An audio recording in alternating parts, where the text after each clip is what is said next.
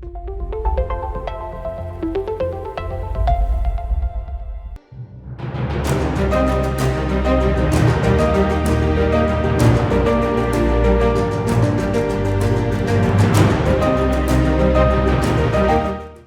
안녕하십니까. 신한투자증권 리서치본부장 윤창료입니다. 반갑습니다.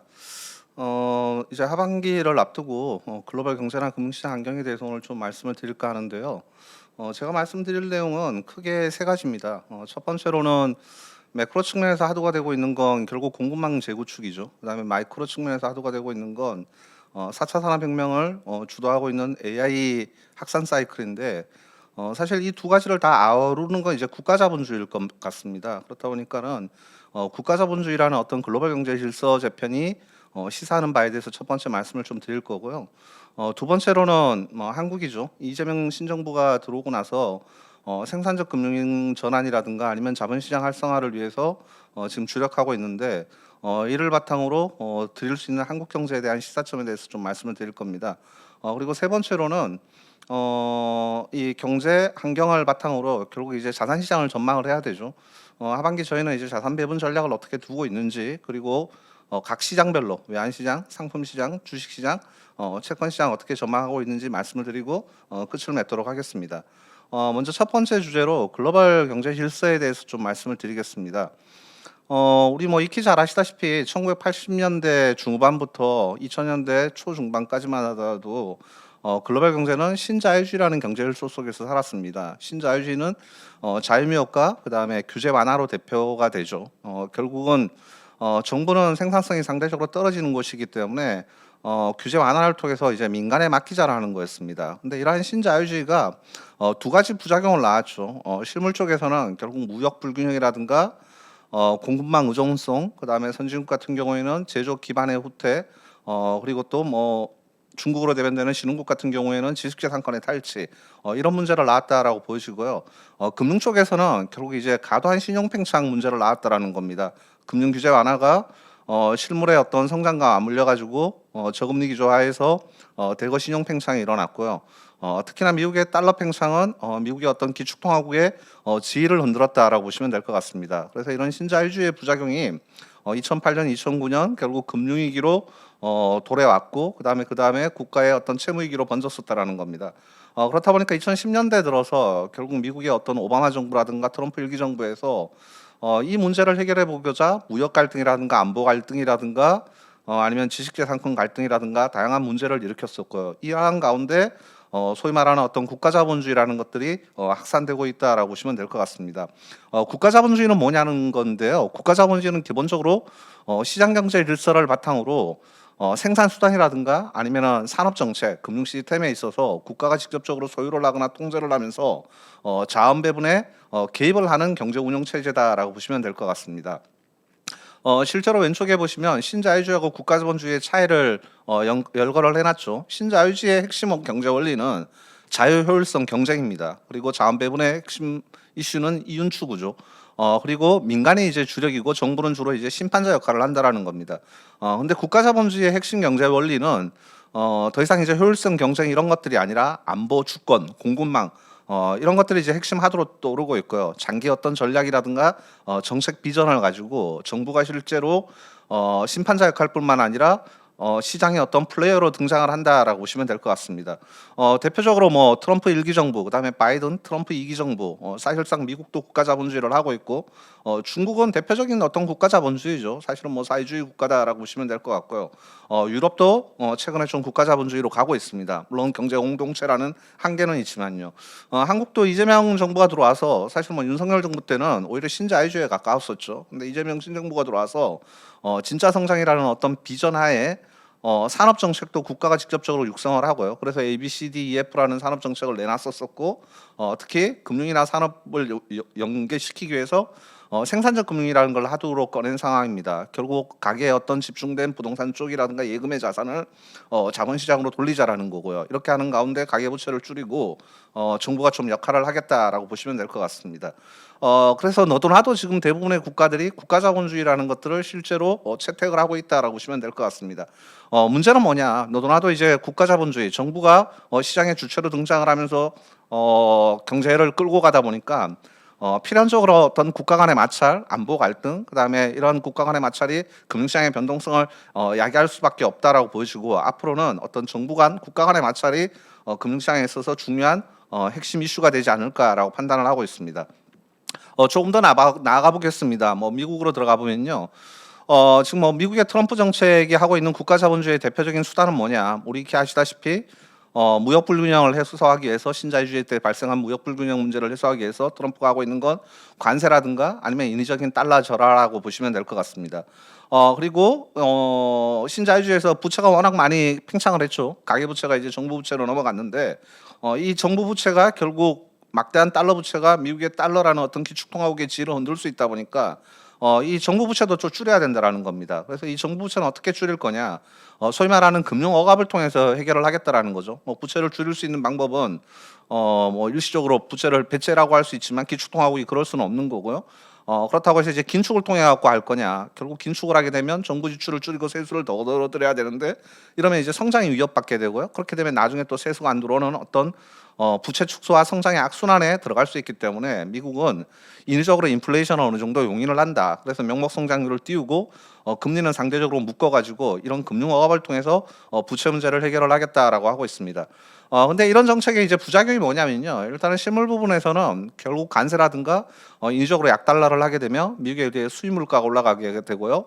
이러한 것들이 결국 미국의 구매력을 위축시켜 갖고 실물 경제를 악화시킬 수 있는, 소위 말하는 스태그플레이션 압력을 조장할 수 있다라는 겁니다. 그다음에 금융 부분에서는 금융 억압을 하게 되면 어떤 문제가 발생할 거냐라는 거죠. 기본적으로 미국이 이제 명목 성장률보다 금리가 그보다 낮다라고 하면 어떤 일이 벌어집니까? 채권 투자자는 기본적으로 자본이득보다는 캐리가 중요한데, 미국의 명목 성장률만큼 미국 채권을 투자한다라고 해서 채권을 투자했더라도 그만큼 캐리가 안 나온다라고 하면, 즉 이자가 안 나온다라고 하면 미국 채권을 투자할 유인이 상대적으로 떨어지겠죠. 거기다가 무역 불균형을 해소하기 위해서 인위적으로 약달러를 한다라고 하면 미국 자산을 들고 있는 유인이 떨어진다라는 겁니다. 결국 미국 채권 쪽에서 미국 채권 시장 쪽에서 자산 이탈이, 자금 이탈, 외국인 자금분의 이탈, 이런 것들이 이제 나타날 수도 있다라는 부작용이 있다라고 보시면 될 것 같습니다. 그래서 이런 것들을 이제 어떻게 미국이 적절하게 통제해 나가느냐가 앞으로 관건이지 않을까라고 좀 보고 있습니다.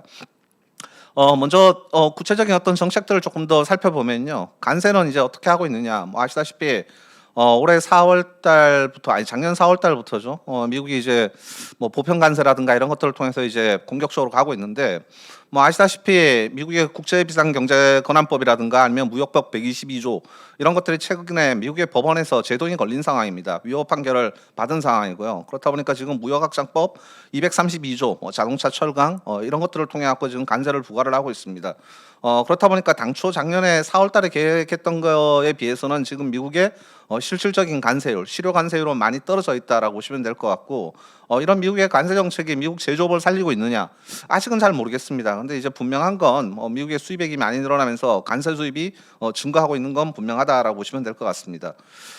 관세 정책이 실제로 무역 불균형을 해소하기 위해서 이제 전개가 되고 있는 건데, 제가 보건대 그거는 이제 직접적인 정책이라기보다는 미국의 어떤 무역 불균형, 공급망 재구축을 위한 어떤 지렛대 역할을 하고 있다라고 보여지고요. 실질적으로 관세가 수단으로 활용을 하고 있고, 그 이면에는 다양한 각도로 전개가 되고 있다라고 보시면 될 것 같습니다. 실제로 미국은 지금 권역별로 무역 불균형 해소, 공급망 구축을 위해 갖고 관세를 활용을 하고 있지만 권역별로 다른 대응을 하고 있습니다.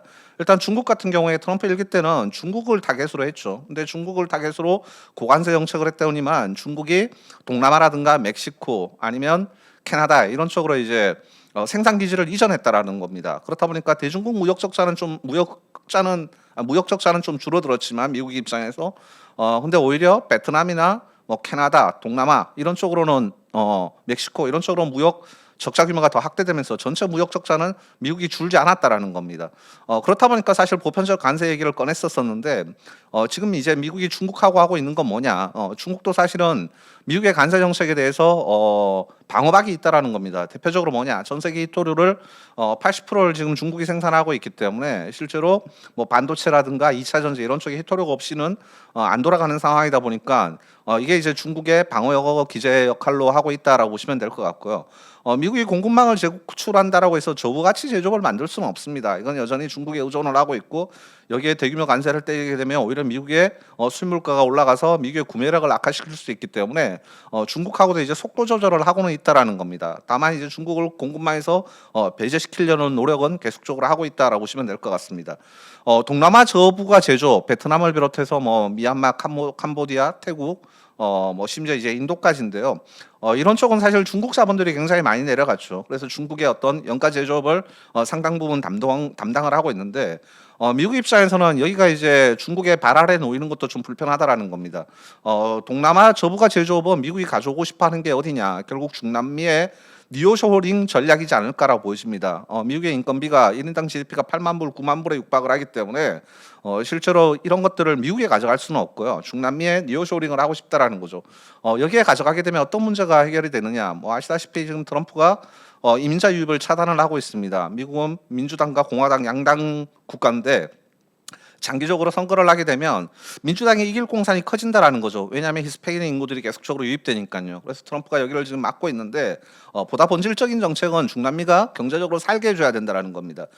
그러면 연가 제조업을 동남아에 있는 것들을 좀 가져오면 되지 않겠느냐라고 보여지고 이런 것들을 활용하기 위해서 이런 정책을 하기 위해서도 일부 관세를 활용을 하고 있다라고 보시면 될 것 같습니다. 동아시아 3개국 결국 어디죠? 한국, 일본, 대만이라고 보시면 될 것 같습니다. 여기는 이제 고부가 제조업을 가지고 있습니다. 뭐 반도체라든가 배터리라든가 조선이라든가 등등. 바이든 정부 때는 여기에다 보조금을 좀 주고 그다음에 미국이 생산 공장을 유치를 하려고 했었었는데 트럼프는 아니죠. 실질적으로 여기다 이제 관세라는 어떤 페널티를 주고 가져오라고 하고 있고요. 여기에 상응해 가지고 미국 어떤 시장이라든가 아니면 미국의 어떤 안보 우산 때문에 한국, 일본, 대만은 적극적으로 지금 대미 투자를 하고 있는 상황입니다. 뭐 한국 같은 경우에도 앞으로 10년 동안 3,500억 달러를 하겠다라고 한 상황이고 일본은 5,500억 달러.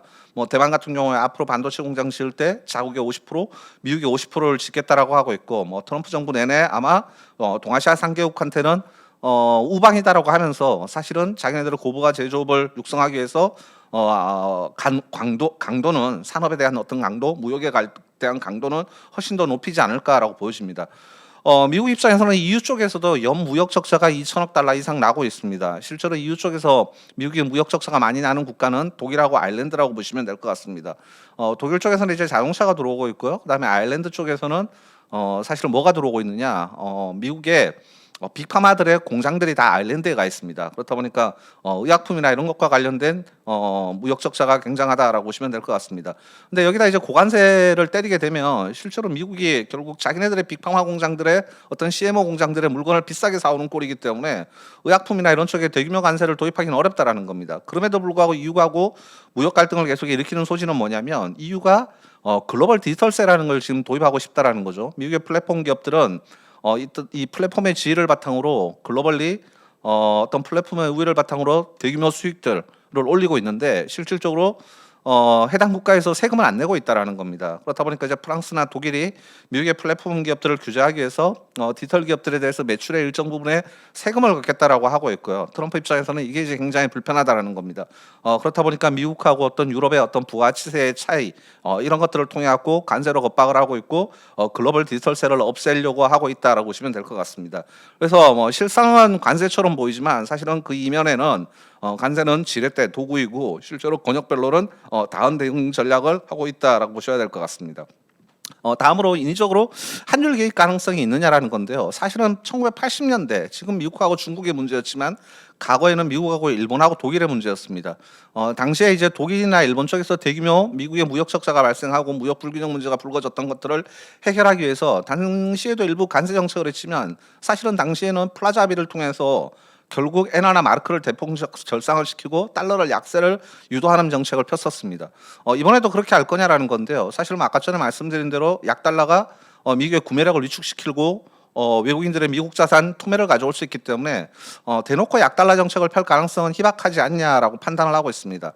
다만 최근에 보시면 미국이 자동차 쪽에 관세를 부과하더라도 한국이나 일본에 관세를 부과하더라도 실질적으로 미국의 자동차 기업들의 가격 경쟁력이 그다지 회복되고 있지는 않다라는 겁니다. 왜냐하면 상식적으로 뭐 도요타라든가 현대차에 대해서 관세를 부과하게 되면 얘네들이 처음에는 100% 분담을 하겠지만 나중에는 이 가격 전가를 하겠죠. 그래서 미국에 파는 가격들이 좀 올라가야 되는데 엔화 약세, 원화 약세가 워낙 달러 대비 심화되고 있다 보니까 굳이 그렇지 않더라도 자동차 기업들이 환율을 통해서 보호를 하고 있기 때문에 자기네들이 관세 부담을 다 하고 있다라는 거고 그렇다 보니까 미국 내에서 어떤 현대차나 도요타의 어떤 가격 매력이 계속적으로 우위를 보이고 있다라는 겁니다. 그렇다 보니까 미국 입장에서 야, 이런 문제를 해결하기 위해서 어떤 약달러를 한번 좀 도모해야 되지 않을까 이런 고민들도 없지 않아 있다라고 보여집니다. 다만 과거처럼 플라자비처럼 어떤 대놓고 약달러를 할 가능성은 그다지 높지 않다. 앞서 말씀드린 대로 미국에도 부작용이 있기 때문이라고 보셔야 될 것 같습니다. 다음으로 이 부채를 줄이기 위해서는 어떻게 하고 있느냐. 가운데 차트 한번 보시면 과거에 미국이 2차 대전 이후에 국가 부채가 급증을 했었을 때 이걸 어떻게 해결했었느냐. 보시면 가운데 명목 성장률이 국채 금리보다 훨씬 높았죠. 그렇다 보니까 안에 성장을 해서 이자도 갚고 부채 원금을 갚을 수 있었습니다. 근데 이제 80년대 이후에 보면 명목 성장률도 빠졌고 금리도 빠졌는데 성장률이 금리보다 더 크게 빠졌죠. 그렇다 보니까 한 해 성장을 해서 이자를 못 갚으니 부채 원금이 증가할 수밖에 없었고, 그러한 가운데 금융이라든가 코로나라는 어떤 두 차례의 위기가 등장하면서 부채는 더 급증을 했다라는 겁니다. 이걸 줄이려고 하는 방법은 뭐냐? 아까 전에 말씀드린 대로 파이낸셜 리프레션, 결국 금융 억압이라는 겁니다. 인위적으로 성장률을 띄우고 그다음에 금리는 묶어버려서 그래서 부채를 좀 줄이겠다라고 하고 있는 거다라고 보시면 될 것 같습니다. 여기까지가 일단은 이제 글로벌 경제 질서, 특히 미국이 만들고 있는 어떤 국가 자본주의의 핵심이다, 공급망 재구축이다라고 보여지고요. 두 번째는 이제 아까 전에 소두에서 말씀드린 대로 마이크로 쪽에서 핵심은 AI 사이클입니다. 지금 AI 사이클은 어떻게 전개가 되고 있느냐? 처음에 이제 챗 GPT로 대변되는 어떤 생성형 AI, 학습용 AI가 하도였다라고 보여지고요. 그다음에 이제 이 생성형 AI, 챗 GPT라든가 제미나이라든가 등등등이 많이 연출이 되면서 이 AI를 통해 갖고 이제 에이전틱 AI로 바뀌고 있죠. AI 에이전트. 소프트웨어 기업들이 많이 채택을 하고 있고요. 일부는 뭐 수익화가 되고 있고, 일부는 수익화가 아직 지연되고 있는 상황이다라고 보여집니다. 그리고 이 학습에서 시작해서 추론의 단계로 이제 넘어가고 있습니다. 그래서 이 추론의 단계를 바탕으로 이제는 피지컬 AI라고 하죠. 실질적으로 어떤 물리적 공간에 이제 기계하고 사람을 연결하는 거죠. 대표적으로 이제 휴머노이드 로봇이라든가 이런 것들이 하도가 되고 있다라는 겁니다. 이렇게 지금 AI 기술 사이클은 진보가 되고 있다라고 보시면 될 것 같고요. 우리가 생산성 혁신이라는 게 뭐냐? 결국 이 AI가 들어와 가지고 노동 시간의 어떤 단축 그리고 생산성을 높인다라는 겁니다. 지금은 이 AI에 대한 어떤 과도한 투자가 계속적으로 전개가 되고 있는데 실질적으로 생산성 개선은 생각보다 그렇게 두드러지게 나타나고 있지는 않다라는 겁니다. 그렇다 보니까 지금 이제 어떤 기술 확산 전반기에 있다라고 보이시고요. 실질적으로 이제 생산이 드라마틱하게 생산성 개선이 올라가는 것들을 보게 되면 뭐 너도나도 AI 투자, 캐펙스는 계속적으로 늘어날 수밖에 없다라는 겁니다.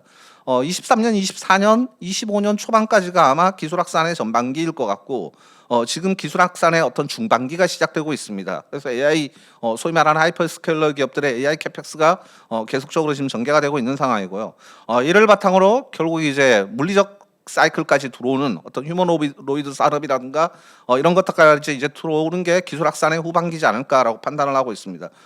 대중화가 일어난다라는 거죠. 이렇게 되면 뭐 너도나도 다 AI와 관련된 투자를 대거 늘릴 거고, 그리고 이제 생산성이 좀 올라가는 모습들이 감지가 되지 않을까라고 보고 있습니다. 실질적으로 뭐 23년, 24년, 25년 올해까지 지금 공격적으로 AI 관련된 투자를 하고 있고요. 실제로 다른 구경제 산업들은 다 죽었지만 이 AI 관련된 어떤 신경제 산업들이 글로벌 경제의 어떤 성장을 끌고 가고 있다라고 보시면 될 것 같습니다. 미국도 데이터 센터라든가 IT 제조기기라든가 이런 것들을 지금 공격적으로 짓고 있다라고 보시면 될 것 같고, 실제로 미국 경제 성장률의 기여율이 한 30% 정도 나오고 있다라고 보시면 될 것 같습니다. 처음에는 지금 이제 학습 단계에서 지금 추론 단계로 넘어가고 있고, 대규모 데이터 센터라든가 클라우드를 건립하고 있지만 아직도 충분치 않다라는 거죠. 실제로 보면 미국 같은 경우에도 충분히 짓고 있음에도 불구하고 여전히 데이터 센터의 공실률은 낮은 상황이고요. 임대 가격은 계속적으로 올라가고 있고, 그렇다 보니까 하이퍼스케일러 기업들로 대변되는 AI 투자 기업들은 지금 캐펙스를 계속적으로 확대를 하고 있다라고 보시면 될 것 같습니다.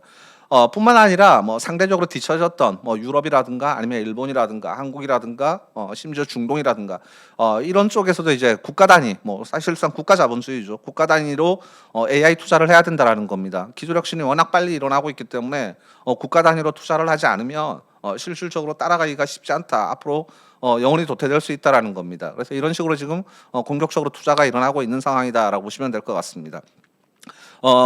결국 이렇게 실물 쪽에서는 이 매크로 쪽에서는 공급망 구축, 그다음에 마이크로 쪽에서는 AI 확산 사이클이 작년 올해 여전히 글로벌 경제나 금융시장의 주요 하두다라고 보시면 될 것 같고요. 이걸 이제 아우르는 게 국가 자본주의인데 이거의 리스크는 뭐냐라는 겁니다. 경제적으로 어떤 금융시장 관점에서요.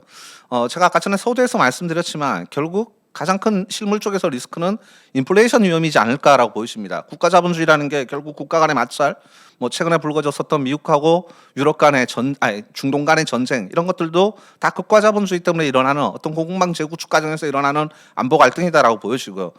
이런 것들이 뭐 에너지발 인플레이션을 야기를 하고 있다라고 보시면 될 것 같습니다. 그리고 금융어가 부채를 줄이기 위해서 인위적으로 성장률은 높여놓고 금리를 묶어버리면 결국 수요 측에서 인플레이션 압력이 또 불거질 수밖에 없다라는 거죠. 또 무역 불균형을 해소하기 위해서 관세 정책을 하는 것도 결국은 인플레이션을 야기할 수밖에 없다라는 겁니다. 그리고 지금 AI 확산 사이클이 전개가 되고 있는데 사실은 뭐 이제는 로봇이 점점점 대체하고 생산성이 대체하고 있는데 기존의 기득권들, 소위 말하는 노동계층들이 이 삶의 터전을 잃어버릴 수 있기 때문에 노동시장이 굉장히 경직적으로 바뀌고 있죠. 노동조합이라든가 이런 것들을 계속적으로 결성을 하고 있고 이런 과정에서 이제 임금 인상을 요구를 하고 있고 뭐 최근에 한국의 반도체 기업도 일부 여기에 해당된다라고 보여집니다. 이런 것들이 결국 기대 인플레이션을 지금 자극하고 있는 상황이다라고 보시면 될 것 같고 특히나 이 국가 자본주의를 하는 과정에서 각국들이 재정 정책을 공격적으로 하고 있고 이런 것들이 이제 국채 발행의 어떤 부담으로 오고 있고 그렇다 보니까는 인플레이션과 어떤 구축 효과에 대한 걱정 그리고 국가 간의 마찰이 소위 말하는 장기 투자에 대한 어떤 위험 보상을 높이고 있다라는 겁니다. 그러다 보니까 채권의 어떤 장기물 금리가 올라가는 기간 프리미엄이 확대되는 일들이 벌어지고 있다라는 겁니다. 실제로 보면 미국이나 일본, 독일 국채 30년 금리가 최근 근래에 가장 높은 수준에 가 있다라고 보시면 될 것 같습니다. 미국 같은 경우에 최근에 국채 30년 금리가 5.2% 육박을 했고요. 이게 결국 2006년, 7년 수준 이후에 20년 만에 거의 가장 높았다라고 보시면 될 것 같고 유로존 같은 경우에도 계속 올라가고 있고 일본은 사실 뭐 30년 전 디플레를 탈출한 이후로 지금 가장 높은 금리 수준이 전개가 되고 있다라고 좀 보시면 될 것 같습니다.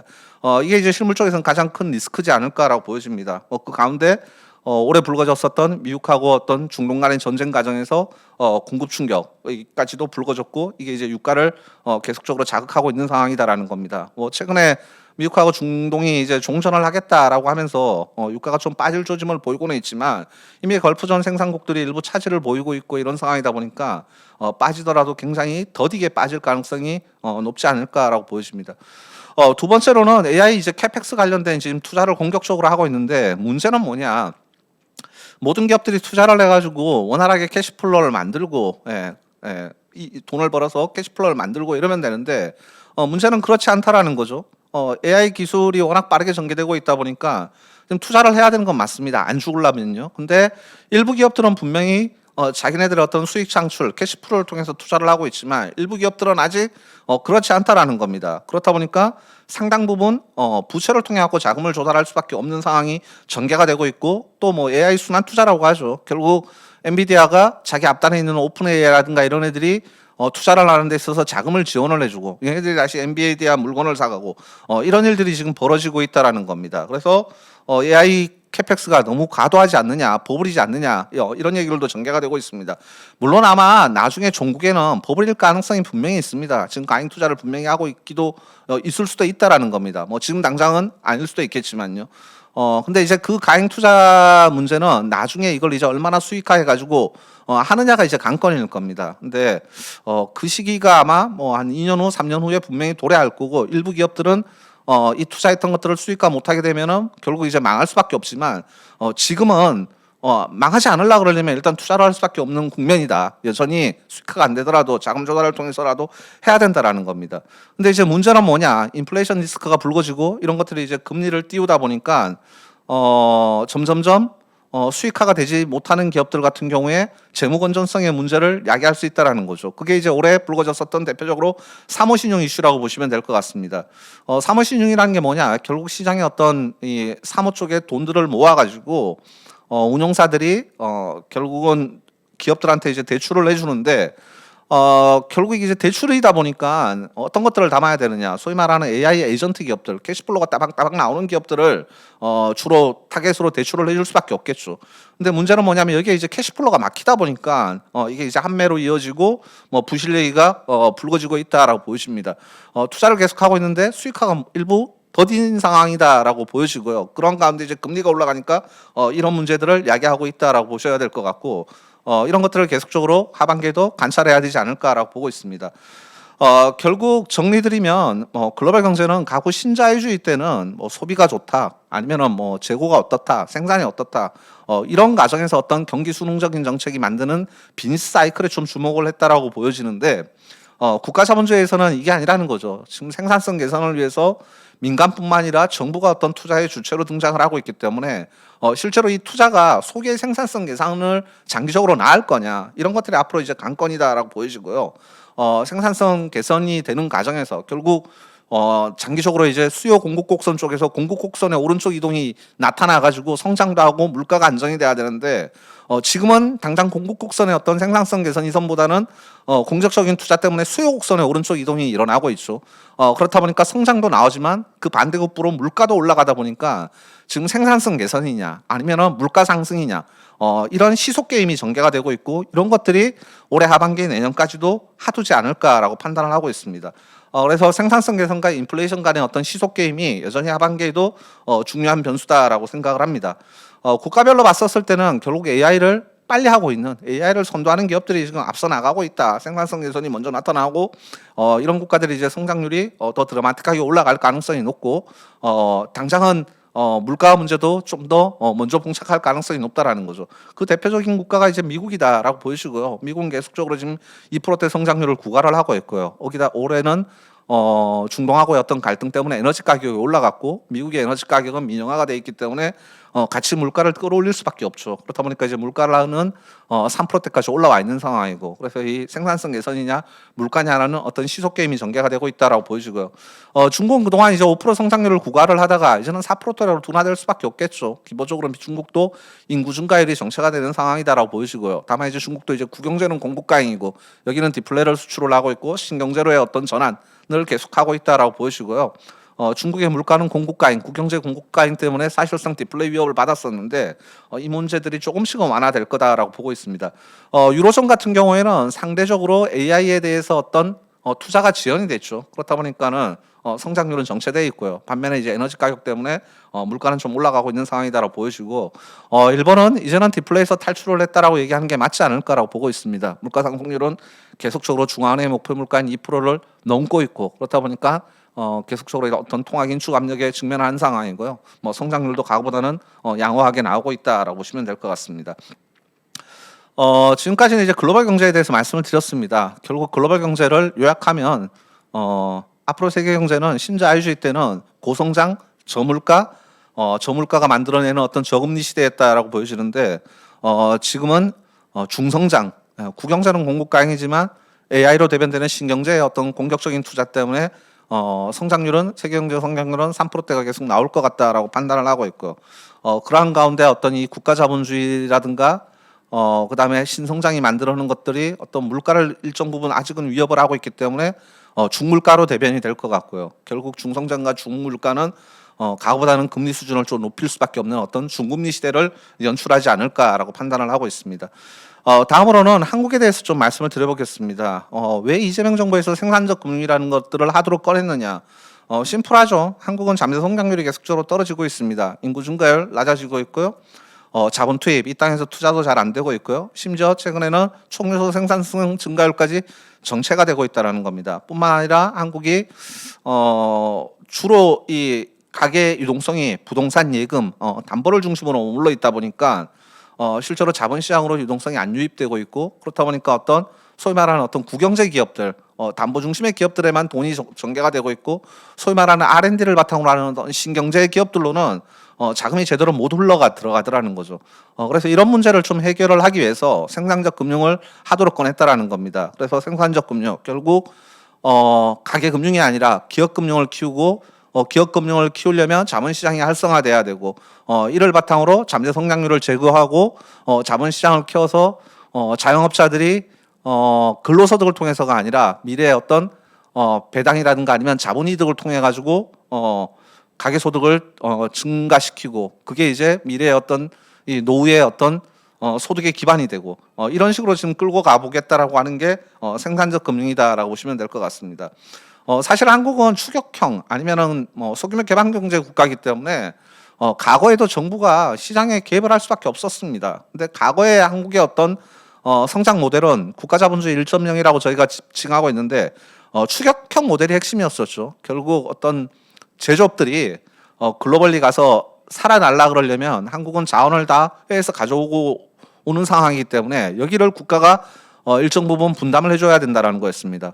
SOC를 국가가 깔아주고요. 그다음에 에너지 가격을 산업 쪽에는 이제 베너핏을 주고 민간이 아니라 좀 묶어버리는 거죠. 뭐 전기료라든가 공공요금을 의도적으로 좀 낮춰주고 그리고 국가가 리스크를 뭐 분담하는 것보다는 일단은 관리자, 뭐 후원자 역할 이런 쪽으로 이제 갔었다라고 보여지고 이때는 이제 핵심이 뭐냐 수출량을 얼마나 늘리느냐, 물동량을 얼마나 높이느냐, 글로벌리 뭐 점유율을 얼마나 가져가느냐 이런 것들이 그동안 한국의 어떤 추격형 국가자본주의였다라고 보여집니다. 근데 지금 국가자본주의 2.0은 다른 모습이어야 된다라는 겁니다. 실제로 신전자 산업을 육성을 해야 되고 여기는 항상 리스크가 있을 수밖에 없다라는 거죠. 그래서 민간의 자본 가지고는 한계가 있기 때문에 국가가 일정 부분 위험을 분담을 해줘야 된다라는 겁니다. 그리고 국가가 같이 어떤 투자자, 동반자로서의 역할을 해야 되고 이제는 SOC가 아니라 R&D라든가 데이터라든가 아니면 어떤 금융 안정망이라든가 이런 무형의 가치를 국가가 세팅을 해줘야 된다라고 보시면 될 것 같습니다.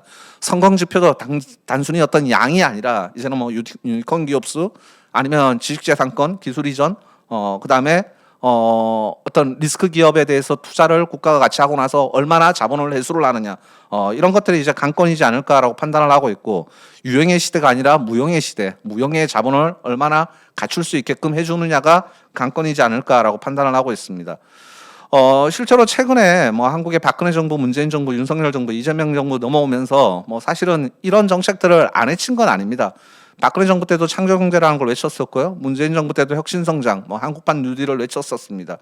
윤석열 정부 때는 상대적으로 좀 떨어졌었고요. 역동경제라는 걸 외쳤는데 이거는 신자유주의에 가깝다라고 보여집니다. 근데 박근혜 정부 때 했었던 창조금융은 주로 ICT 융합이었었는데 규모나 석담면에 있어서 정부가 담당하는 것들이 상대적으로 훨씬 떨어졌었다라는 겁니다. 문재인 정부 때는 일부 이제 디지털이라든가 그린 쪽에만 좀 집중이 됐었다라고 보여지고요. 이재명 정부에서는 완전 포괄적이죠. 아예 틀을 바꾸겠다라는 겁니다. 자본의 흐름을 바꾸겠다라고 하고 있고, 그렇기 위해서 자본시장을 키우기 위해서 관련되는 일단은 어떤 제도 개편부터를 했죠. 상법 개정이라든가 배당 분리 가세라든가 이런 어떤 시스템 개편들을 먼저 하고 있고요. 그다음에 미래 산업 육성을 위해서는 이제 돈이 필요한데 그런 것들을 이제 국민성장 펀드라는 것들을 통해 가지고 국가가 일정 부분 분담을 하고 그다음에 시장에서 민간 기업들, 금융 기업들이 좀 같이 참여하는 이런 식으로 이제 만들어 가고 있고요. 이렇게 이제 돈을 만들어 가지고 미래 필요한 산업들에 실질적으로 국가가 위험을 분담하면서 들어가겠다라고 하고 있는 상황이다라고 보시면 될 것 같습니다. 결국 이를 통해서 자원을 재배치하겠다라는 거죠. 뭐 대표적으로 한국의 가계금융자산은 부동산에 밀집돼 있고 다른 국가들과 달리요. 근데 이걸 이제 금융자산으로 돌리겠다라는 거고요. 부동산은 상대적으로 생산성이 떨어지죠. 왜냐하면 이미 지어지는 것들을 그냥 돌리는 겁니다. 사고 팔고 돌리면서요. 그렇다 보니까 이제 생산성이 올라가는데 한계가 있죠. 부가치를 새로 창출하는 게 아니라는 겁니다. 결국은 기업의 어떤 유무형의 투자를 통해 갖고 일자리를 창출하고 거기서 매출을 늘리고 그게 또 R&D 투자로 가갖고 또 새로운 어떤 미래 성장 산업 먹거리를 만들고 이렇게 기업 쪽으로 가야지만 부가가치가 증가할 수 있다라는 거고 이런 쪽으로 이제 좀 유도를 하겠다라고 하고 있습니다. 실제로 보면 기업 신용, 가계 신용에서 기업 신용으로 10%포인트의 어떤 시중이 넘어갈 경우에는 잠재 성장률이 한 0.3%포인트 재고도는 효과가 있다라고 추정이 되고 있다라고 보시면 될 것 같습니다. 그럼 어떻게 할 거냐? 뭐 방금 말씀드린 대로 일단은 정책부터 설계를 하자, 시스템부터 바꾸자. 그래서 한 개 상법 개정이라든가 뭐 배당 분리과세라든가 이런 것들을 이제 했고요. 그다음에 미래성장 산업들에 들어갈 수 있는 어떤 돈 주머니를 만들자. 그래서 국민성장 펀드라든가 뭐 코스닥 벤처 펀드라든가 BDC라든가 이런 것들을 이제 도입을 했습니다. 그래서 이를 바탕으로 미래 성장 기업들에 들어갈 수 있는 어떤 자본 비용을 좀 완화해 주자라는 거고요. 그리고 이제 스케일을 키워야 되겠죠. 이렇게 이제 정부의 정책 변화에 맞춰 가지고 실제로 가계 자금들이 부동산 예금에서 자본시장으로 들어오고 있습니다. 머니 부부가 일어나고 있고 덩어리가 커져야 된다라는 겁니다. 그래서 이를 바탕으로 새로운 미래 성장 산업에 투자를 해서 결국은 자본 수익률이 투자 자본 수익률이 자본의 어떤 조달 비용보다 자연스럽게 높아지는 과정이 자본 시장에서 일어나게 되면 이게 이제 자본 시장이 정상화되는 거고요. 결국 생산적 금융의 어떤 종착점이다라고 저희는 좀 판단을 하고 있다라고 보여집니다. 주로 이제 어디에 들어가고 있느냐라는 건데, 뭐 앞으로 30조씩 5년 150조 국민성장 펀드를 얘기를 하고 있고요. 예, 이걸 이제 어떻게 뿌리느냐라는 건데요. 표에처럼 도식화되어 있습니다. 일단은 뭐 직간접적 투자에 한 50조, 그다음에 인프라 투융자에 한 50조, 그다음에 기업 여신에 한 50조 원을 뿌리겠다라고 하고 있고, 그다음에 이제 뭘 하느냐. 정부가 뭐 첨단 산업 기업 채권이라든가 이런 것들을 통해서 국민 성장 펀드를 통해 갖고 이제 뿌리는 거고요. 그 다음에는 기존에 우리 어떤 산업은행이라든가 수출입은행 이런 것들을 통해서 또 추가로 뿌리는 거고, 그 다음에 나머지는 민간이죠. 결국 뭐 4대 금융지주라든가 아니면 증권사들의 어떤 발행어음이라든가 IMA 이런 것들을 통해 가지고 자금이 조달되는 것들이 실제로 신성장 산업에 좀 들어가게끔 전체적으로 유도를 하겠다라고 하고 있습니다. 그래서 미래 키워야 될 산업들 뭐 로봇, 헬스케어, 반도체, AI, 항공우주, 방산, 그다음에 원자력, 뭐 2차 전지, 미래 모빌리티, 그다음에 수소 에너지, 미디어 콘텐츠 이런 산업들을 뿌리겠다라고 하고 있는 상황이다라는 겁니다. 최근에 실제로 국민성장 펀드라든가 이런 것들이 만들어져서 뿌려지고 있는데 특정한 산업에 너무 집중되는 또 부작용이 있지 않을까라는 좀 걱정들도 앞서고는 있습니다. 그리고 이미 뭐 상당 부분 성장한 기업들의 자본이 애드업되고 있다라는 것도 조금 불편한 상황입니다. 물론 뭐 돈이라는 게 결국 뿌려가지고 일정 부분 수익률이 나야 되기 때문에 당장 초기에 어떤 위험 산업에 들어가는 것도 사실 부담이긴 하지만 이 정책의 핵심이 결국 미래 성장 산업이 미래 성장 산업을 키우는 게 핵심이다라고 하면 어떤 자원 배분의 양뿐만 아니라 질도 같이 좀 고려를 해야 되는 게 맞지 않을까라고 보여집니다.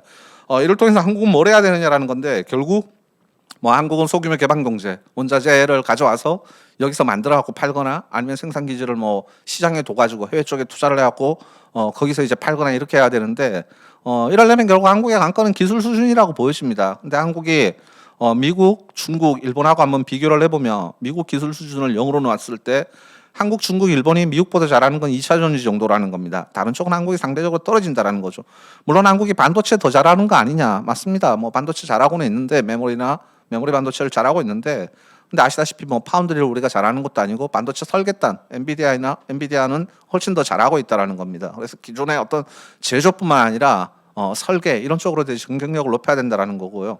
문제는 뭐냐면 중국이 계속적으로 한국을 위협하고 있고 심지어 뭐 우주 항공이라든가 AI라든가 뭐 헬스케어라든가 이런 쪽, 그다음에 신재생 에너지 쪽에서는 중국이 한국을 앞서고 있다라는 거죠.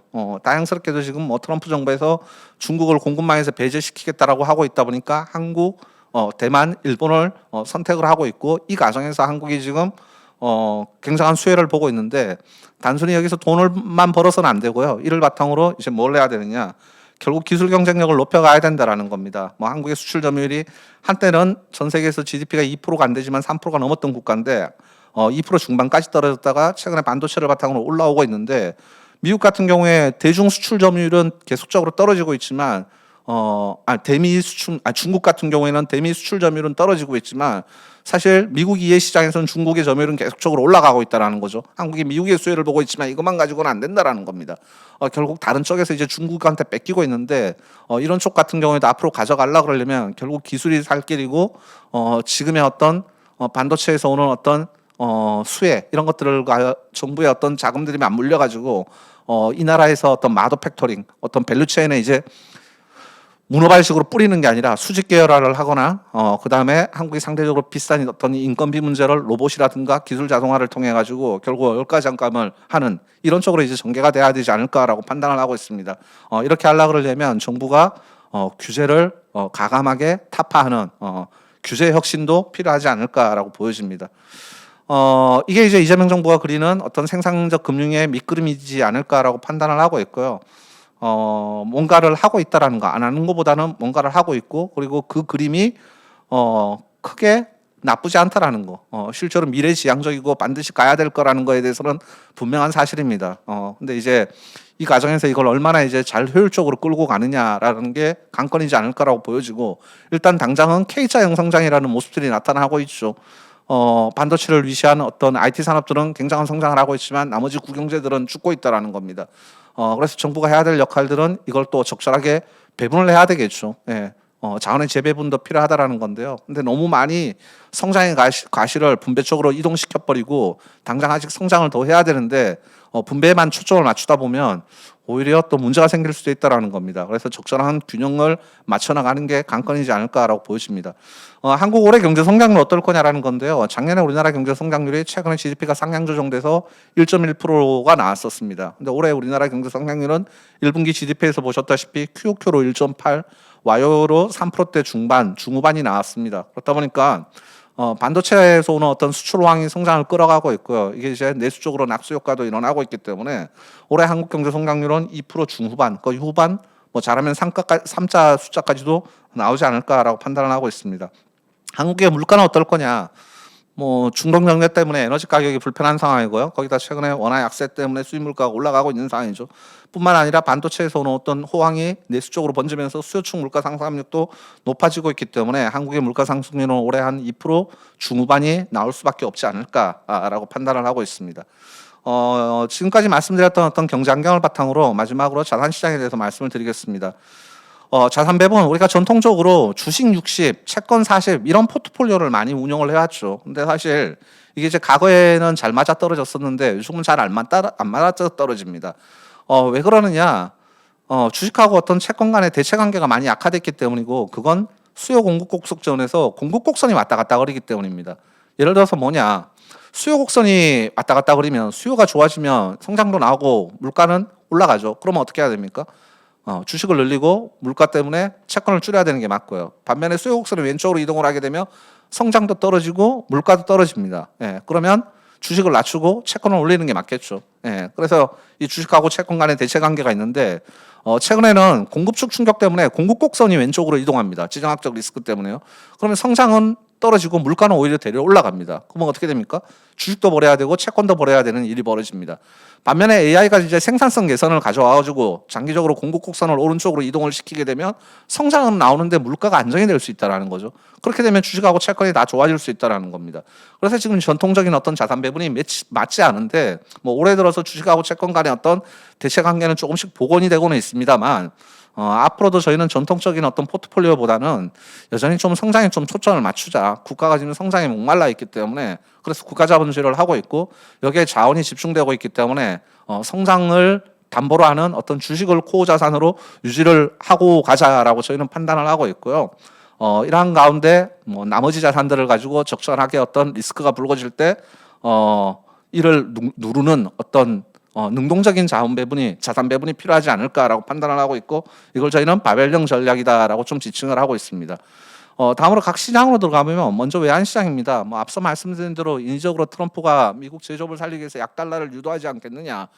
근데 부작용이 있죠. 인플레이션이라든가 미국 내에서 어떤 외국인 자본들의 이탈, 이런 부작용이 있고, 실제로 지금 AI 기술이라는 마이크로 쪽을 선도하고 있는 게 미국이다 보니까 달러 가치가 크게 떨어지고 이러지는 않을 것 같습니다. 거기다가 최근에 인플레 위험 때문에 연준의 금리 인상 가능성까지 부상이 하고 있기 때문에 뭐 하반기에도 달러는 떨어지기보다는 그래도 강보합 형태를 그리지 않을까라고 보여집니다. 달러가 강보합이면 원달러 환율은 더 올라가는 거 아니야? 뭐 원달러 환율은 최근에 1,500원 위를 위협을 하고 있죠. 이런 상황이긴 하지만 원화가 좀 과도하게 약세를 보이고 있는 거 아닌가라고 저희는 판단을 하고 있습니다. 특히 원화가 약세를 보였던 배경은 결국 외국인 자금들이 국내 시장에서 굉장히 많이 이탈했기 때문인데, 한국 주시장이 굉장히 많이 올라왔죠. 예, 그에 비해서 한국 비중이 가보다는 낮았다 보니까 이제 자가동적으로 외국인들의 매도가 계속 나오고 있는데, 뭐 MSCI 신흥 증시에서 한국 비중이 이제는 25% 정도까지 올라왔기 때문에 벤치마크 지수에서 한국 비중이 많이 올랐다 보니까 기계적인 어떤 외국인들의 매물 출회는 하반기로 가면 좀 완화되지 않을까라고 보여지고요. 반면에 이제 한국이 해외 투자를 굉장히 포트폴리오 투자를 적극적으로 했었는데 리아 계좌라는 것들이 출시가 됐고, 그다음에 상대적으로 미국 시장 대비 한국 시장이 요즘 퍼포먼스가 더 좋다 보니까 해외로 나갔던 것도 일정 부분 좀 들어오고 있고요. 그다음에 채권 시장 쪽에서는 WGBI라는 지수에 한국이 세계 선진 채권 지수에 들어갔다 보니까 외국인 자금들의 어떤 추정 자금들이 계속적으로 좀 들어오고 있다라는 겁니다. 거기다가 한국이 지금 월 무역 흑자가 거의 300억 달러에 육박을 하고 있는 상황이기 때문에 하반기로 가면 원달러 환율은 좀 점진적으로 하향 안정화되지 않을까, 1,400원대 초중반으로 떨어지지 않을까라고 보고 있습니다. 상품 시장은 뭐 기본적으로 지금 에너지 시장 같은 경우에는 공급 충격이 발생했기 때문에 유가가 위로 뜬 상황인데요. 뭐 미국하고 이란의 종전이 언제 확인이 되느냐, 그리고 호르무즈 해협이 언제 열리느냐가 이제 관건인데 열린다라고 해서 유가가 뭐 드라마틱하게 빠지지는 않을 겁니다. 왜냐하면 걸프분 산유국들의 일부 생산 시설이 파괴가 됐기 때문에요. 그럼에도 불구하고 이제 하반기로 가면 공급 충격이 완화되기 때문에 유가는 하향 안정화를 그릴 것 같다라는 거고요. 상대적으로 비철 금속 같은 경우에는 신성장 산업하고 수요가 맞닿아 있죠. 대표적으로 구리나 이런 쪽들은 가격이 괜찮지 않을까라고 판단을 하고 있습니다. 금 디지털 자산 관심이 많죠. 금은 인플레 해치, 달러 해치 수단인데 최근에 뭐 조정을 많이 보이고 있습니다. 특히나 이제 인플레 영향 때문에 금이가 올라가면서 이제 불편해진 상황이다라고 보여지는데, 왜냐하면 뭐 채권에 캐리가 있는데 금은 들고 있어봤자 어찌됐건 거기서 나오는 캐시플로가 없으니까요. 금 가격이 조정을 보이고 있지만 그래도 국가 자본주의가 야기하는 대표적인 부작용이 결국은 금융시장의 변동성, 그다음에 인플레이션 리스크, 그다음에 기축통화국의 의심, 이런 것들이기 때문에 금에 대한 어떤 투자 세력들은 계속적으로 유효하지 않을까라고 판단을 하고 있습니다. 비트코인 역시나 최근에 많이 조정을 받았는 상황인데, 작년부터요. 디지털 금융시장의 어떤 팽창은 불가피하다라고 보여지고, 그다음에 27년, 28년으로 가면 또 비트코인의 반감기가 또 도래하는 상황이기 때문에 비트코인에 대한 어떤 투자 수요도 계속적으로 좀 유지되지 않을까라고 보고 있습니다. 주식은 어떻게 보고 있느냐? 결국 마이크로 쪽에서 AI 캐펙스 사이클이 여전히 유효하다. 이게 공급 과잉이 될지 말지에 대한 판단은 지금은 아직은 이르다라고 보여집니다. 물론 아마 2, 3년 후에는 일정 부분은 분명히 공급 과잉을 야기할 가능성이 높다라고 보고 있지만 지금은 여전히 학습 단계에서 추론 단계로 넘어가고 있고, 그다음에 그 앞에 전방 수요인 어떤 피지컬 AI도 있기 때문에 여전히 AI 캐펙스는 계속되고 있다라는 거고요. 그렇게 되면 여기에 이제 AI 캐펙스 인프라 수혜를 받을 수밖에 없는 한국하고 대만이 여전히 코어 국가고, 미국 같은 경우에도 AI 기술력을 선도하고 있기 때문에 여기가 상대적으로 매력적인 국가지 않을까라고 판단을 하고 있습니다. 미국 같은 경우에는 지금 2023년, 24년, 25년 계속적으로 지금 강세장이 연출이 되고 있는데, 과거에 닷컴 버블 때도 한 5년은 갔다라는 겁니다. 결국 기술 혁신이 어떤 생산성 혁명을 가져오는 사이클이요. 그렇다 보니까는 미국은 지금 강세장 어떤 후반부에 들어갔다라고 판단을 하고 있고, 하반기 S&P 500은 뭐 저희는 타겟은 한 8,400까지도 염두에 두고 있다라고 말씀을 드리겠습니다.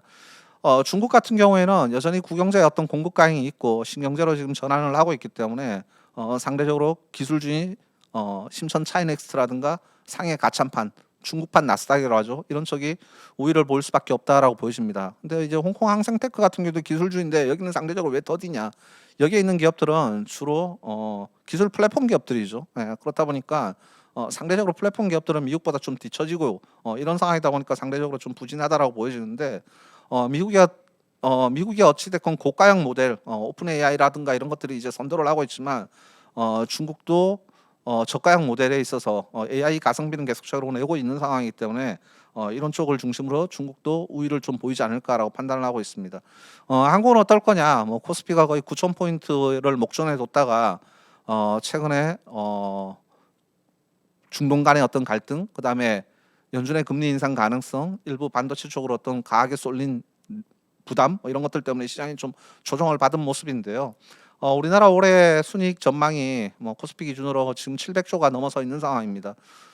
내년에는 뭐 900조까지 와 있습니다. 물론 이제 반도체 기업에 특정하게 쏠린다라는 게 부담이긴 하지만 단순히 생각을 해보면 700조에다가 PER 10배 때리면 7천조입니다.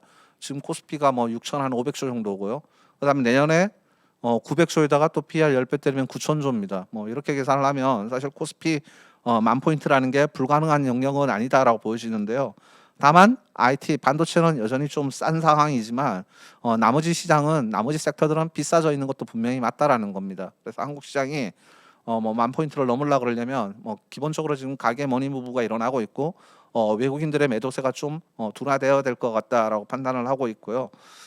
일단은 반도체를 중심으로 쏠림 현상은 하반기에도 계속적으로 일어나지 않을까. 뭐 산업재도 사실은 같이 수혜를 보고 있는 상황이고요. 이런 쪽이 계속되지 않을까라고 판단을 하고 있습니다. 채권 시장은 어떻게 되고 있느냐? 연준에 이제 의장이 바뀌었죠. 그래서 6월 FMC 때는 케빈 워시가 들어오는데 기본적으로 미국이 최근에 물가도 올라가고 있고 그다음에 일부 월드컵 특수까지 가미가 돼 갖고 고용 시장도 개선이 되고 있기 때문에 금리가 하방 경직적인 모습을 보일 것 같다라는 겁니다. 기준금리 어떻게 될 것 같으냐라는 건데 사실은 지금 미국의 기준금리가 3.75죠. 다른 국가들이 통화 완화할 때에 비해서 상대적으로 펀더멘탈이 좋았다 보니까 금리를 많이 못 낮췄습니다.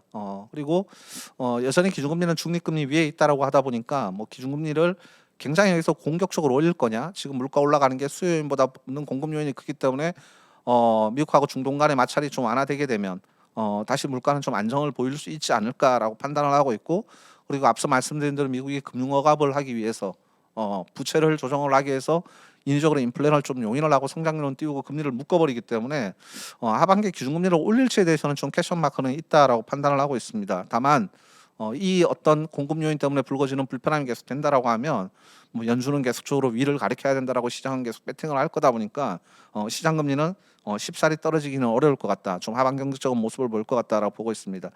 한국 같은 경우에 최근에 시장 금리가 가파르게 올랐죠. 수출이 워낙 좋고 아까 전에 말씀드린 대로 내수로도 확산이 되고 있고요. 경기가요. 거기다 물가까지 올라가다 보니까 시장 금리가 이제 기준금리 인상을 가리키고 있는데 저희는 하반기에 한국도 기준금리를 한 2번 정도는 올릴 것 같다라고 판단을 하고 있습니다. 다만 시장 금리가 이미 지금 3차례 거의 4차례 인상까지 반영하고 있기 때문에 좀 가격이 올라온 부분도 분명히 있다라고 보여지고요.